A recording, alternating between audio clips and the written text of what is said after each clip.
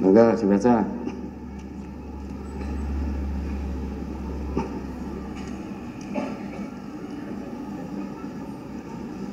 Ayat 13 atau berapa itu coba. Terus Surat An-Nur, saya baca dari ayat 12. ya.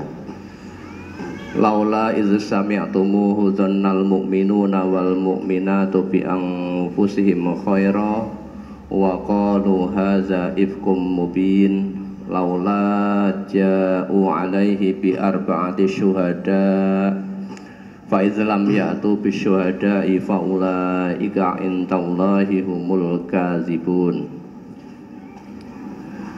Walaula fadlullahi alaikum wa rahmatuhu fid dunya wal akhirati lamassakum fima afattum fihi azabun azim.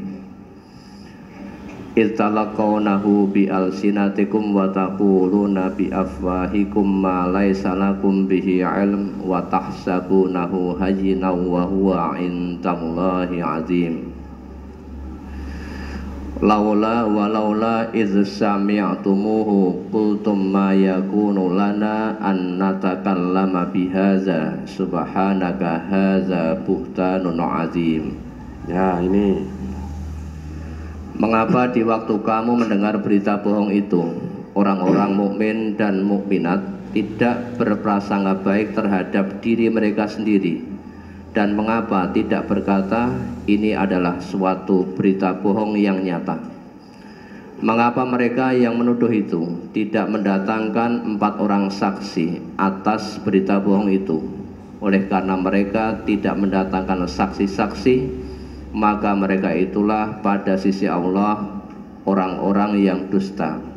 Sekiranya tidak ada karunia Allah dan rahmatnya kepada kamu semua di dunia dan di akhirat, niscaya kamu ditimpa azab yang besar karena pembicaraan kamu tentang berita bohong itu.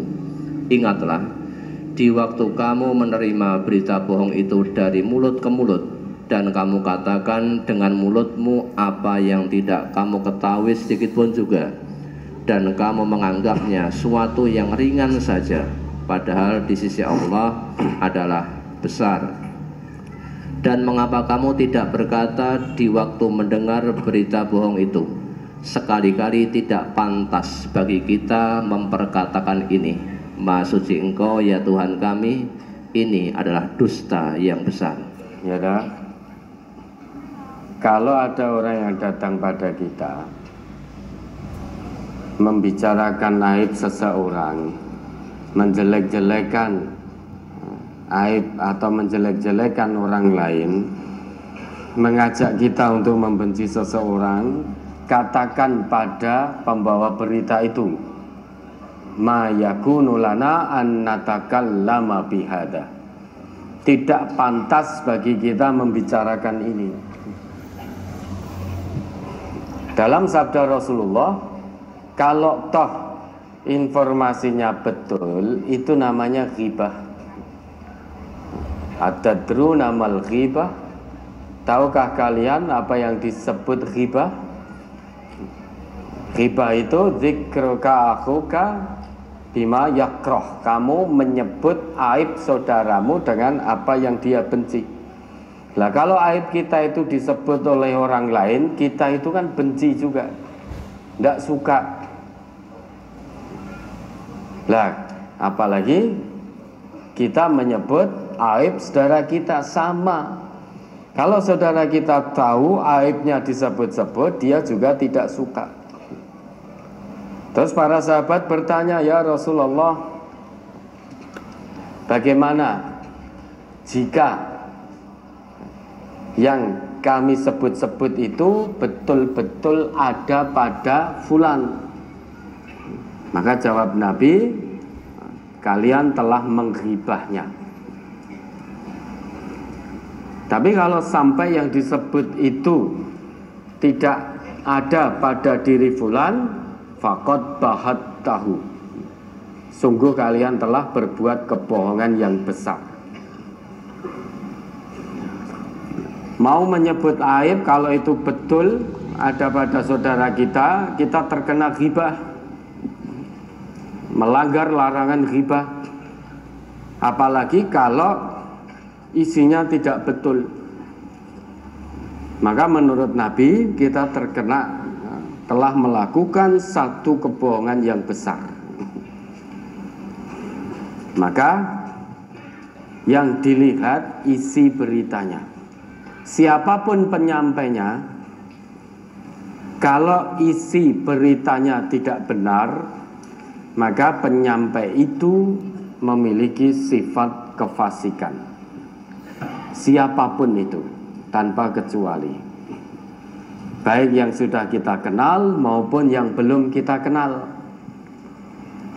Kalau kita percaya, kita telan mentah-mentah begitu saja, potensi besar kita akan menimpakan madharat pada orang yang sedang dibincangkan.